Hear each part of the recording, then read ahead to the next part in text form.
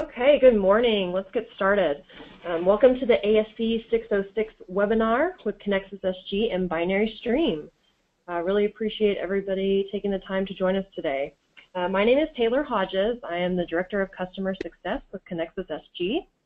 Just a quick intro, Conexus SG is a North Texas-based Gold Certified Dynamics GP partner, and we provide implementation, training, integration, and optimization services for GP, Binary Stream, as well as the other supporting third-party enhancement tools for GP.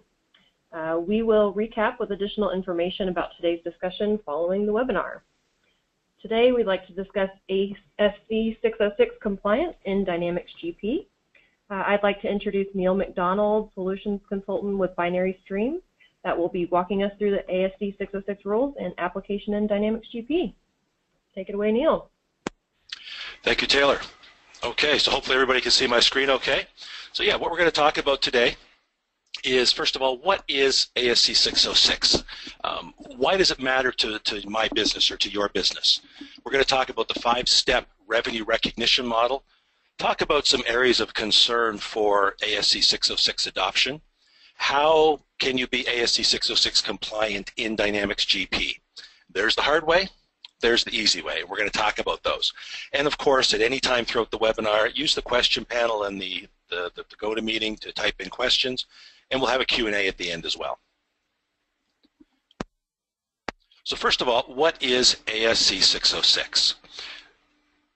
In short, it's a new accounting standard entitled Revenue from Contracts with Customers. So if you have a contract with a customer, and a contract could be as simple as an over-the-counter invoice, it could be as complex as a long-term, multi-year, multi-deliverable type of contract. It falls under ASC 606. It's actually under FASB 2014-09. If you follow IFRS, it's IFRS 15. This is one of the few times that FASB and IFRS have come together to create a standard that is very, very similar, no matter which option that you're following, whether it's FASB or IFRS. And basically, it's an updated accounting standard to ensure that revenue recognition is consistent regardless of what industry you're in, regardless of what geography you're in, regardless of the capital market. So if you're in Canada, the US, the UK, Australia, if you're in construction, if you're in software, hardware, almost any industry, capital markets, it applies to you. This is going to change the way you recognize revenue going forward. There are some exceptions. Leases has its own standard. There's a new standard just released for leases, ASC 842. There's insurance standards and banking standards that do not apply under ASC 606. One of the nice things about 606 is it gets rid of a whole bunch of other stuff. EITF 08-1, 09-3, SOP 97-2, depending upon what industry you're in, what you were selling, what you were doing, you had to know different standards. If you were selling or buying or even investing across geographies, you had to go and look at to compare financials. Well, what are the standards in the UK versus here? What are the standards in Canada versus the US, and so on? So this is going to make everything consistent and get rid of a lot of the other standards. It gets rid of the 3-tier system that we're used to seeing for revenue recognition, the VSOE or vendor-specific objective evidence, the TPE or third-party evidence, and the best estimated selling price. Gets rid of the residual method, although you will see that at one point through this presentation. So those are all things that come in the old standards. They're going away. ASC 606 does add some new revenue recognition elements, though. It talks about, rather than deliverables, it talks about performance obligations. It actually requires a distinct identification of those performance obligations. It adds a new standard or a new feature of variable consideration. It also adds for certain contracts the time value of money. And we're going to talk about these as we go through the webinar. And recognizing your revenue is no longer dependent upon delivery and expectation of being paid. It depends upon the transfer of control, and we're going to talk about that in a little more depth as well. So one of the things you'll notice as we're going through the webinar today, that today's standards are very much rules-based. If you pick up SOP 97-2, EITF 08-1, any of those other standards, and you start reading through, there's a lot of you must do this or you cannot do that. In ASC 606, there are not a lot of rules. It's mostly principles based. So there's a lot of judgment required, and there's going to be some major changes to the disclosures on your financial statements as well, because those judgments that you made have to be disclosed. Why did you make that decision? Why did you choose that rate of interest? Why did you choose this rule, and so on? So the 5 steps of revenue recognition and under ASC 606, and we'll go through these in a little more detail. First of all, we have to identify the contract with the customer. Do we, in fact, have a contract? We have to identify the performance obligations for that particular contract. We then have to determine the transaction price of each of those performance obligations, allocate those transaction prices, and then, again, upon satisfaction, we're going to recognize the revenue. So let's go through these in a little more detail. First of all, we need to identify the contract. Under 606, a contract is an agreement between 2 or more parties that creates enforceable rights and obligations. Notice that this applies to contracts with customers. There's entirely different standards for partnership contracts. This is only with customers. It does state that the contract must have commercial substance. In other words, as a vendor selling something to a customer, there has to be some expectation of commercial value to me. There has to be commercial value to the customer as well. It must be approved by all parties. And it doesn't state exactly how that approval happens. In fact, it does say it could be based on your customary business practices. So a contract could be something that's done orally. It could be in writing. It could be in the form of a purchase order or a multi-page statement of work. It might be, depending upon where you are, the gentleman's handshake. There are some places where that still constitutes a legally binding contract. There must be identifiable rights regarding the goods or services. If I, as a vendor, am providing something to you as my customer, you must be able to see under that contract at what point do I give you or do something for you, and at what point do you take control of that. That must be identifiable in the contract as well. There must be specific payment terms. So if a contract simply says, I'm going to do this for you, you'll pay me sometime, you're going to have a hard time recognizing that revenue until the contract has been concluded. If there are specific payment terms, then of course you can recognize revenue based on those terms. There also must be a probability of collection, and 606 talks about a threshold of around 70% certainty.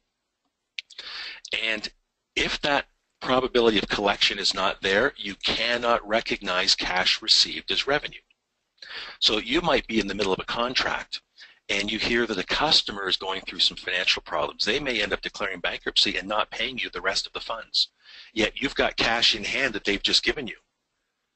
Under 606, you cannot recognize that revenue until either collectability is again probable or the contract is terminated. So if that customer does go bankrupt and that contract is done, you no longer have to provide them goods and services, you can recognize that cash that you have in hand. So all of these things must be in place in order for this contract to be applicable under ASC 606. If none of these things or if all of these things are not in place, you may have cash in hand but cannot recognize the revenue. It also states that contract modifications might result in a new contract. And there's different ways to look at that. So if you've changed a contract, you've added an additional term, you've added additional goods and services. It may be that you have to terminate the existing contract and create a new one. Or it may be a separate contract altogether, leaving the existing contract in place. ASC 606 also talks about multiple contracts that are related and entered into at or around the same time or that are dependent on each other. If that is the case, it says that you should treat them as a single contract. And a couple examples might be multiple contracts that are negotiated as a package with a single commercial objective. For example, let's say you have a contract A is for equipment, contract B, which is a totally separate contract, is for the service of that equipment. Well, I can't do the service. I can't fulfill contract B if I haven't given you the equipment. And you may not want to take the equipment if I have not guaranteed that I'm going to service it. So even though those are separate contracts, under 606, you may have to treat those as a single contract. Again, depending upon the wording, depending upon their relationship, you may treat them as separate contracts. This is where understanding ASC 606, talking to your CPA, talking to your revenue recognition team becomes very important. Revenue recognition is going to change. What about a contract where maybe you have a customer agreement? You've talked to the customer, there's no signature. You begin the work and you incur some costs. Maybe the customer's even given you a down payment, but there's nothing in writing. Is that a contract? You know, the answer to that depends upon what is customary in your business. Do you require a purchase order, a signature, a gentleman's handshake? If those things have happened, it's a contract. If not, you can't recognize the revenue until you get that contract in place. So how do you determine the proper accounting treatment?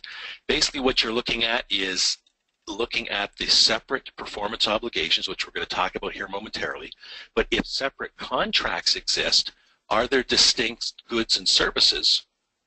And if some of those are added or the contract price is increased, do I have a new contract or do I have an extension of the existing contract? Again, there's no one-size-fits-all answer because it's across multiple industries. So understanding, reading, knowing ASC 606 becomes very important. There are times when a change in contract may impact the revenue, resulting in a catch-up entry, either a positive or a negative.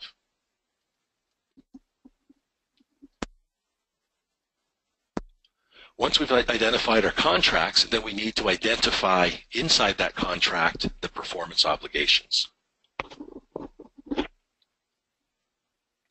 So a performance obligation is a promise, whether it's explicit or implied, in a contract with a customer to transfer goods or services. And it could be one or it could be a series, as in a service contract. And if the contract consists of more than one good or service, you account for them separately only if they are distinct. And 606 gives two conditions, and both of these must be in place. Number one, the customer can benefit from that obligation, that performance obligation, on its own or with resources readily available to the customer. And each obligation is distinct in terms of the contract. In other words, if somebody from outside your organization were to walk in and pick up that written contract or that purchase order, they could very easily see that there are, in fact, separately identifiable performance obligations, things that you've committed to do for your customer, distinct from other obligations on that contract. Again, a couple examples. You may have a hardware, software, service contract. Now, would that be 3 performance obligations or would it be 1? Again, it depends on the wording of the contract. If I am selling you on line 1, hardware, on line 2, software, on line 3, a service contract on those other items, then I could say, no, those could be 3 distinct performance obligations. Now, what if I'm selling you a solution? And in the fine print, it says that solution consists of hardware, software, service. Well, it could be argued that is, in fact, a single performance obligation, that solution. And where this becomes tricky is that service contract for a year or 2 years may be deferred. So if I can't account for it distinctly, I'm going to have to defer my hardware, software, and service contract because I have to defer the solution. So this is where writing your contracts becomes very important, making sure that you're recognizing revenue in a way that benefits your business. If you don't, you could actually negatively impact your financial situation because of having to defer revenue as opposed to recognizing it. What about an implicit promise for additional goods or services? You know, down the road, you know, if a certain thing happens, we may do this, we may add this service. Again, that could be a separate performance obligation, and in fact, it might result in deferred revenue. It could possibly, as we saw in the previous slides, result in an entirely new contract. Next, we have to determine the transaction price of each of those performance obligations. So the transaction price is the amount of consideration to which an entity is entitled for transferring those goods or services to the customer.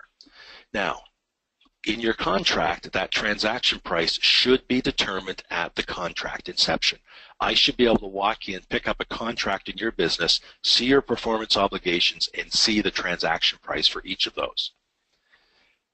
The standard does state, though, that you should reassess these at each reporting period. Now, if you're a private company, that's pretty easy. It's once a year. If you're public, if you have to do quarterly reporting, you may have to reassess your transaction prices quarterly.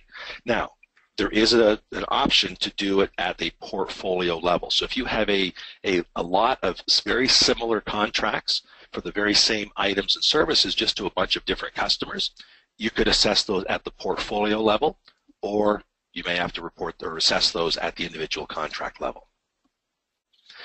Under transaction price, 606 talks about variable consideration, and this is a new piece of the revenue recognition literature. It talks about two ways of defining that variable consideration. One is the most likely amount, and that's going to be an all or none. If I meet this certain criteria, I'm going to get this bonus or I'm not. Or it could be an estimated or an expected amount, which would be the sum of probability-weighted amounts. Whichever method we choose must be applied consistently throughout the contract. Now, if you download from FASB the ASC 606 document, there's about 65 working examples in the appendix, Appendix A. Example 21 is cited here. It talks about a contract for $250 million plus or minus $10,000 for each day early or late. So that's one type of variable consideration. It also talks about, based on an inspection rating, there is a bonus of $150,000. And that's one where, based on the inspection, I'm either going to get it or I'm not. So that's the other part, the most likely amount. It does talk about, in that example, that in fact this is one performance obligation, but there are two variable amounts. One, based on the expectations, the plus or minus $10,000 per day. And secondly, the most likely amount for the $150,000 bonus. I'm either going to get it or I'm not. So this is one example. There's lots of examples, like I say, 65 examples or so in the back of the ASC 606 literature. 606 also talks about the time value of money, and this is something new. It talks about contracts that are greater than 1 year, as if they have a loan component. So if I'm doing something for a customer, but they don't have to pay for it for a year, or the customer has paid for it up front and it extends out for more than a year.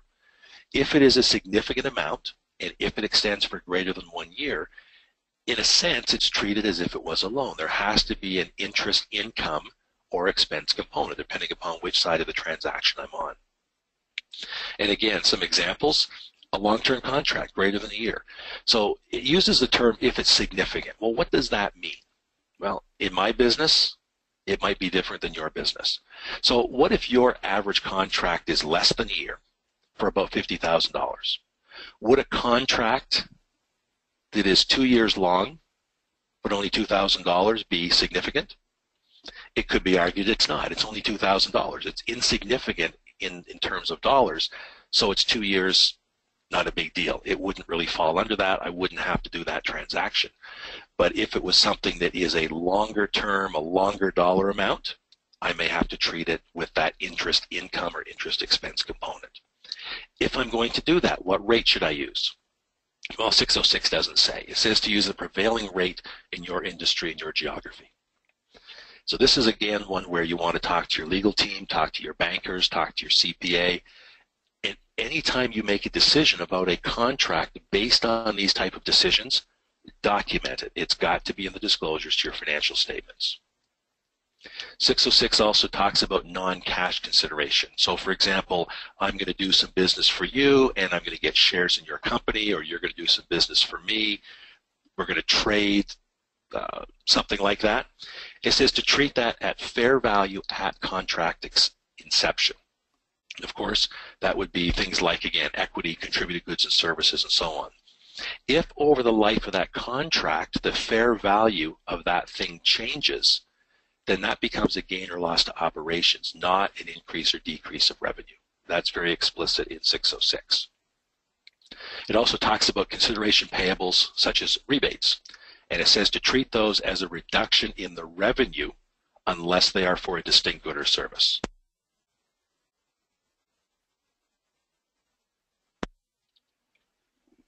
Okay, so we've gone through our contracts. We've got our performance obligations. We've determined the transaction price of each of those performance obligations. Now we need to allocate those transaction prices. This is tricky because the transaction price may not be, in fact, the fair value or the standalone selling price of that particular item. So ASC 606 comes up with another new phrase, the standalone selling price. And this is the price at which an entity would sell a good or service to a customer separate from other goods or services. So if you were able to take a good or service from a contract and sell it on its own, absent all other items, what would you sell it for? This may not be the transaction price. In fact, it says in the document, and I've quoted it on here, a contractually stated price, in other words, that transaction price may be, but shall not be presumed to be, the standalone selling price. So where might this apply? What if we have a business where we may have a stated price list? That's our transaction price. But then we tell our sales guys, go out and sell that for whatever makes the best sense for you, for the customer. So one sales guy goes out and he sells it for $10,000. The next guy sells it for $9,000. Another guy sells it for $11,000. Well, I have to figure out what is my standalone selling price. So I may have to average those out. I may have to come up with what would be the fair value of that item or the standalone selling price if it was sold on its own. And it says if it is not directly observable, to estimate that using all reasonably observable data, including things like market conditions, entity-specific factors, information about customers, competitors, and so on. So it sounds very similar to some of the allocations that we did using VSOE or third-party evidence. It's very similar, but that phrasing is gone. So standalone selling price, that phrase replaces the phrase fair value. And it also says that a change of variable consideration could also change the revenue recognition during a contract. So again, some of the estimates to come up with that standalone selling price might be adjustable market assessments, cost plus margin calculations. And it does say for things like highly variable prices or a brand new product where you just cannot establish a standalone selling price with any certainty, this is where you would use the residual method. Allocate everything else in the contract, whatever's left comes down to this item. Eventually, you will be able to establish a standalone selling price because this is no longer a new item. You've sold it many times, at which point you could then change going forward.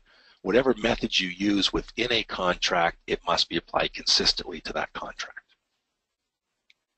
So here's an example. How would I allocate multiple performance obligations on a contract? This is a very simple example. Suppose I'm selling a computer system, and I'm going to sell you this system for $1,000. On the contract, it says I'm going to sell you a monitor, a computer, a keyboard and mouse, and a deferred service contract. So I've got 4 distinct performance obligations on my contract. My standalone selling price of those items actually adds up to $1,200. So how do I allocate the revenue? And probably the most important one here is, or the consideration is, how much revenue do I recognize right now versus how much do I defer? So what I have to do is take the item's standalone selling price. So let's look at the computer. It's $700. I have to divide that by the sum of all of the standalone selling prices, which is $1,200, multiply that by the sales price, which is $1,000, so that computer gets revenue recognized against it of $583.34. And we do that for each item on the contract. That means my deferral is not the $100, which is the standalone selling price of the service contract, but in fact $83.33. So I'm actually accelerating my revenue a little bit. Now, that's if these are distinct performance obligations. If they are not distinct performance obligations, in other words, I'm selling you a system for $1,000, even though I can determine the standalone selling price for each of the items, if my contract does not show them as distinct, I may have to defer the entire $1,000. So this is where writing your contracts properly becomes very important. It's going to change your financial position if I can recognize all but $83 or recognize nothing. Makes a big difference. So I've done that. Now I know what I'm going to recognize for each of my performance obligations. Now I want to start recognizing revenue. The standard says that it is upon satisfaction. So upon satisfaction of a performance obligation, which is obtained by transferring the promised good or service to the customer. And it states that that good or service is transferred to the customer when or as the customer obtains control. It might be at a point in time. In other words, here's your computer. I deliver it to the customer, done. The customer's got it, it's over. It may be over a period of time if certain conditions apply. If that performance creates or enhances an asset over time, or if the customer controls it as it is created or enhanced. So if I'm doing some work for somebody, maybe I'm in the landscape business, and I'm coming in and I'm doing work on your yard, and it's going to take maybe all summer. I'm doing this huge, long project, and you're paying me as we go. Well, as a customer, it's still your property. You're still enjoying the benefits of it, right? You're controlling it, even though I'm still working on it. I could recognize that revenue because I'm enhancing that asset over time, and as a customer, you are in control of it. The performance does not create an asset with an alternative use to the entity providing the good or service. So think of a construction contract. If I'm building a mall for you, and it might take me 5 years to build this facility, and you're paying me in stages, well, you don't really have control of that mall until I'm done. You can't put tenants in there. You can't start charging rent. But as a construction company, that asset has no extra use for me. I can't use it for anything else. It's solely for your benefit, which will eventually be delivered to you. In that case, I could argue that I could satisfy it over time. So as those milestone payments come in, I could recognize the revenue. I could recognize my revenue based on my costs incurred, that kind of thing. Or the benefits are received or consumed as the performance takes place. A service contract is a good example of that. If you're selling an item with a 12-month service contract, as each month goes by, you have fulfilled your obligation to that customer.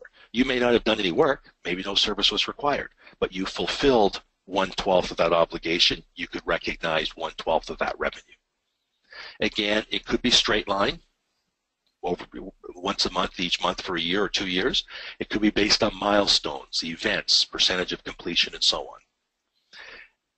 The standard does say, though, that it's specifically when the customer gains control or gains the benefits. Well, when is that? The customer gains control when they have a present obligation to pay, when they have legal ownership or title, when they have physical possession, when they have the risks and the rewards of ownership, and they accept the performance obligation. So all of these must be in place. These are not one or the other. All of these must be in place in order for you to be able to recognize revenue. So if something changes in your relationship with your customer, that may hamper your ability to recognize revenue. So again, the 5 steps: identify the contract. Do we in fact have a contract? Let's make sure the contract is written properly. In that contract, can I identify the performance obligations? Are they distinct in the writing of the contract, in my ability to deliver those and perform or satisfy those performance obligations?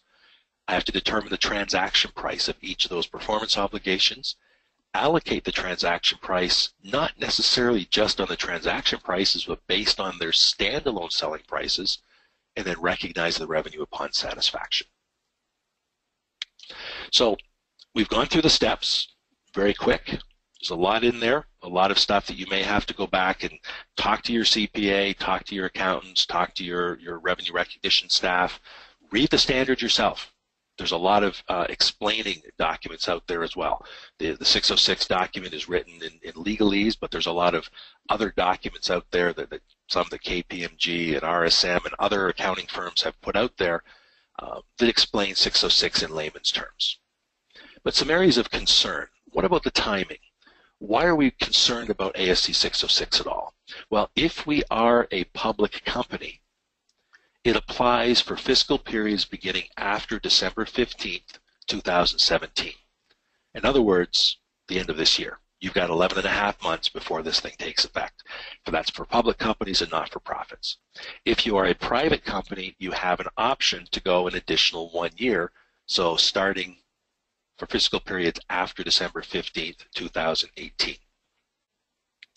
Of course, anyone can early adopt. You can early adopt right now if you want to do that.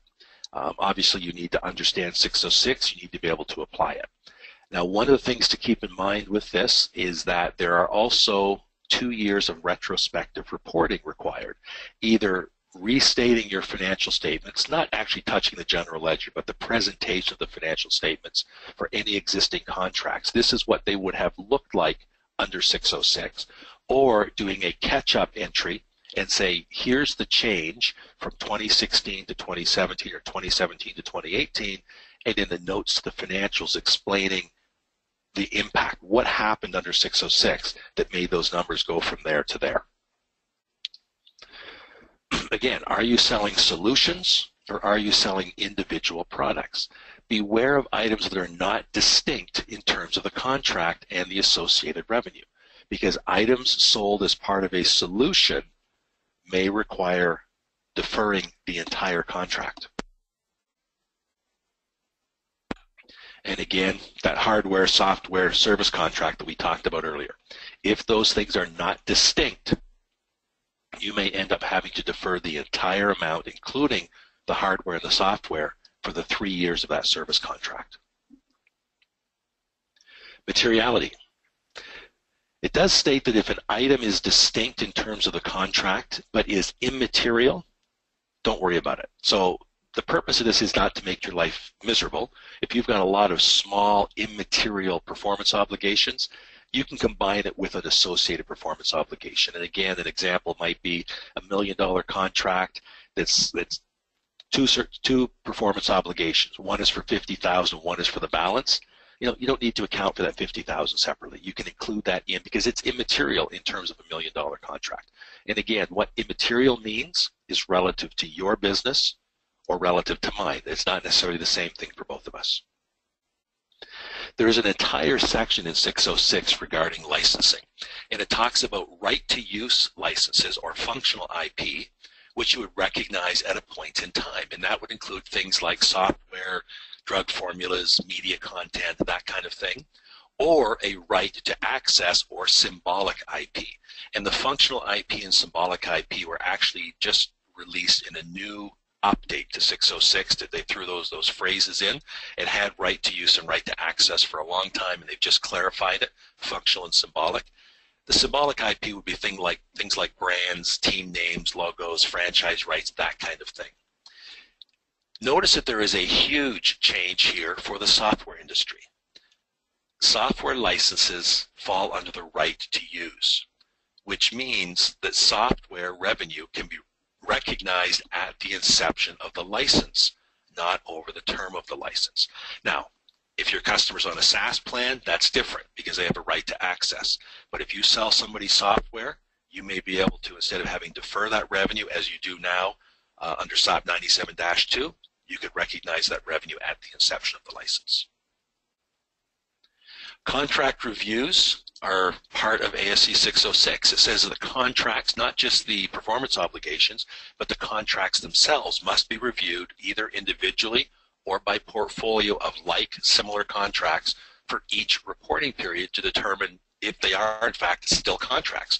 Are they still collectible? Has something changed that would disqualify me from recognizing the revenue? And again, as you do this, you would have to document the fact that you've done this in the notes of your financials. Your performance obligations need to be reviewed periodically for pricing and other changes to make sure, has a change in that performance obligation resulted in a new contract or an extension of the contract to catch up in the revenue that's been recognized. And again, contract changes may trigger that new contract. So let's talk about ASC 606 and Dynamics GP. As you've been watching this and listening to this, have you been thinking about how you're going to do this in Dynamics GP? How am I going to take a contract with a customer and reallocate that price? How am I going to take my contract, assign standalone selling prices, then reallocate the revenue to make sure I'm recognizing and or deferring the right amounts? Well, you really can't unless you do one of two things. You're either going to use Excel, and I'll show you an example here, where you're going to take an Excel spreadsheet, document your contract, and do a whole bunch of complex calculations, or you can use a third-party ISV application. And this is where Binary Stream comes in, that's why we've been invited to do this webinar today, is because we have a solution that can solve this problem for you in Dynamics GP. So let's look at Excel first. We could build a complex spreadsheet to do our standalone selling prices and reallocation calculations. I mean, creating a spreadsheet's not that big a deal if you know Excel. But if I've got one contract, who cares? What if I've got 1,000, 10,000, 100,000? Now building that spreadsheet becomes very complex. Then I have to manually journal entry everything back to Dynamics GP. It's time consuming, it's complex, and if I've got more than just a handful of contracts, what a waste of time.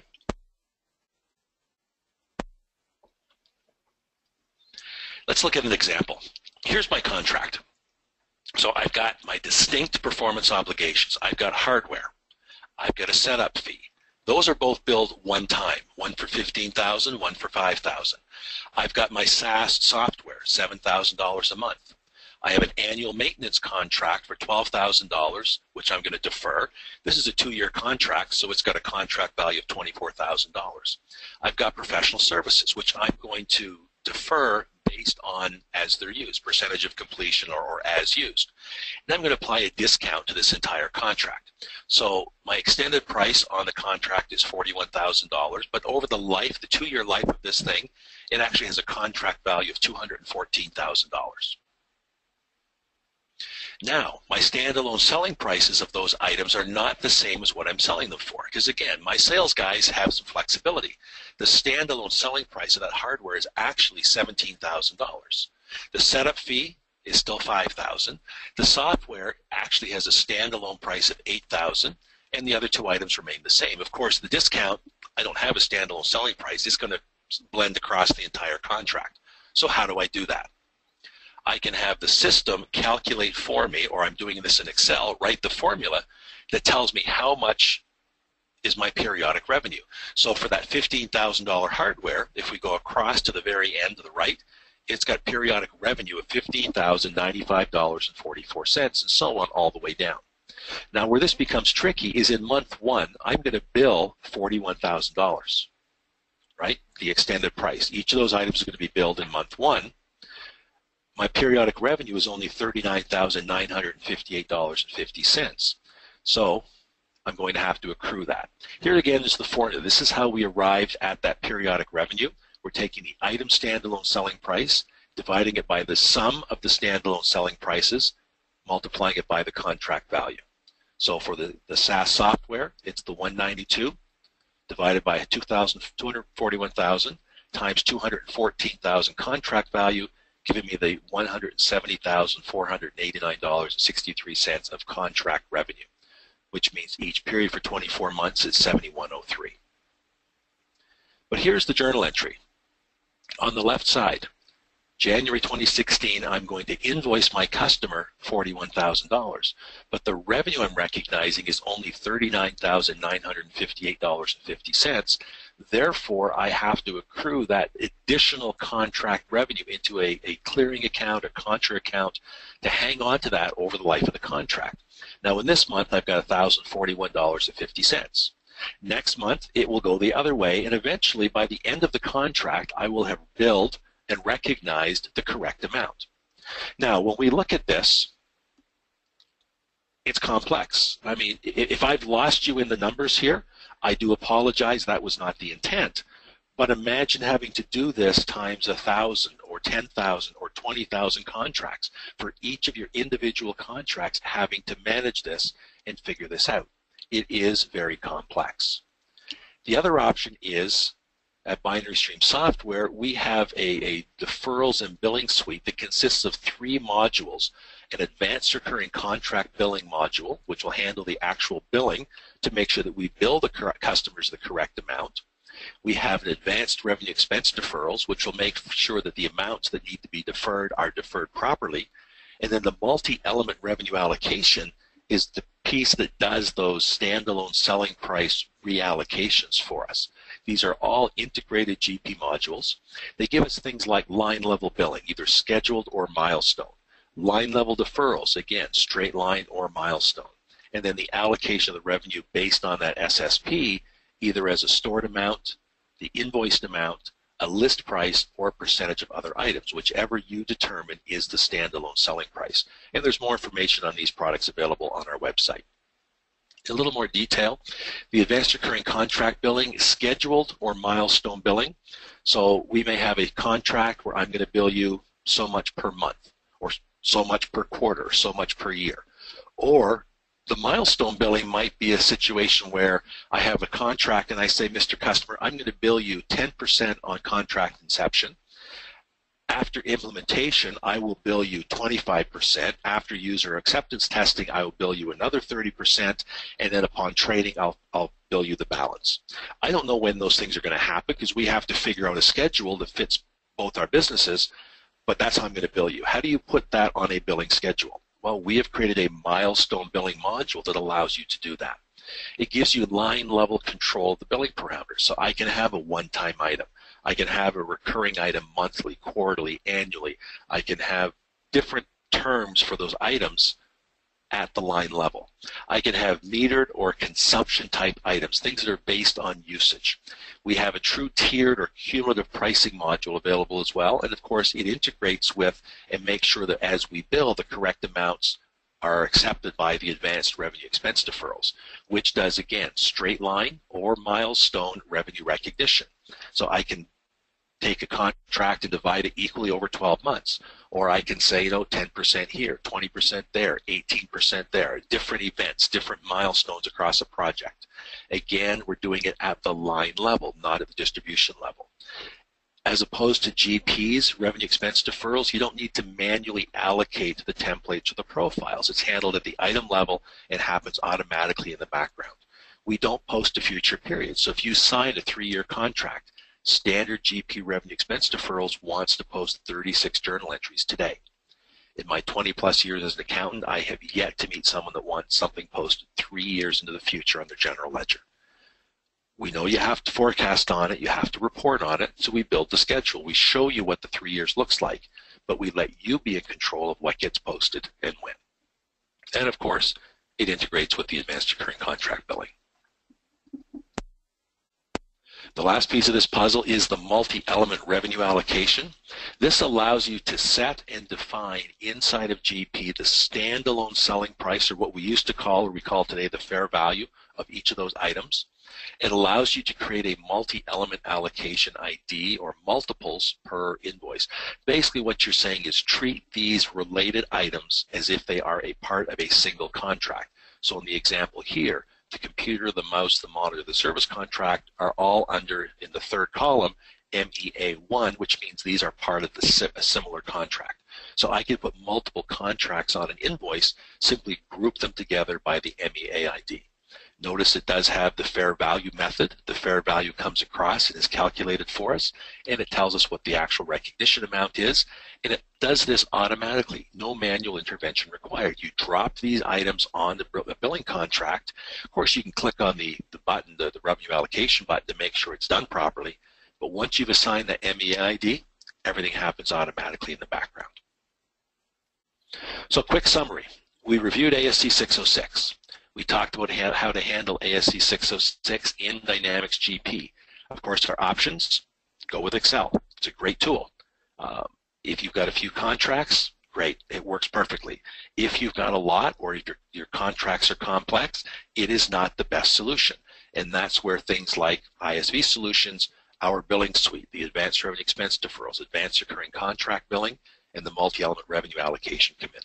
Of course, we went through this very, very quickly. You probably have a lot of questions. We're going to go to the question panel to see if there's any questions there.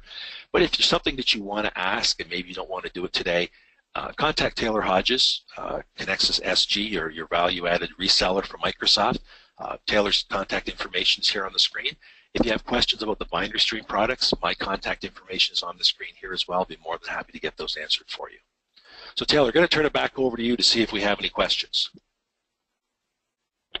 Absolutely. Thanks, Neil. That was really informative, really detailed. We really appreciate you taking the time.